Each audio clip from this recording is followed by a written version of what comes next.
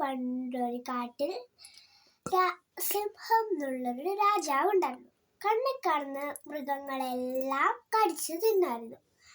മൃഗങ്ങളെല്ലാവരും ഒളിച്ചിരിക്കുകയായിരുന്നു. ഭക്ഷണം തേടാനുള്ള പ്രയാസമാണ്. അങ്ങനെ ഒരു ദിവസം ഒരു തീരുമാനമെടുത്തു.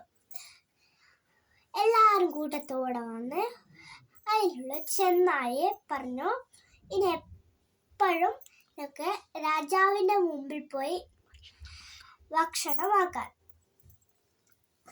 അങ്ങനെ എല്ലാ ദിവസവും കടന്നുപോയി. മുയൽക്കുട്ടിയുടെ ദിവസമായി. അങ്ങനെ മുയൽക്കുട്ടി വൈകി വന്ന് സിംഹത്തിനടുത്തേക്ക് പോയി. സിംഹം ദേഷ്യത്തോട് ചോദിച്ചു, വൈകി വന്നത് എന്താ?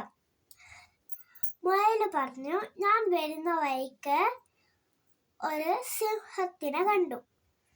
ആ സിംഹം പറഞ്ഞു, ഇന്ന് ഞാൻ നിന്നെ ഭക്ഷണമാക്കും. അങ്ങനെ മുയൽ പറഞ്ഞു, ഇന്ന് എൻ്റെ രാജാവിന് വേണ്ടിയിട്ടാണ് ഞാൻ ഭക്ഷണം ആയത്. അങ്ങനെ സിംഹത്തിന് ദേഷ്യം പിടിച്ചിട്ട് മുയലിൻ്റെ കൂടെ പോയി. മുയൽ കാട്ടിൻ്റെ നടുഭാഗത്തുള്ളൊരു കിണറ്റിൽ അടുത്തേക്ക് പോയി. എന്നിട്ട് മുയൽ പറഞ്ഞു, ഈ കിണറ്റിൻ്റെ അകത്താണ് സിംഹമുള്ളത്. സിംഹം കാലെടുത്ത് കിണറ്റിൻ്റെ അടുത്ത് വെച്ചിട്ട്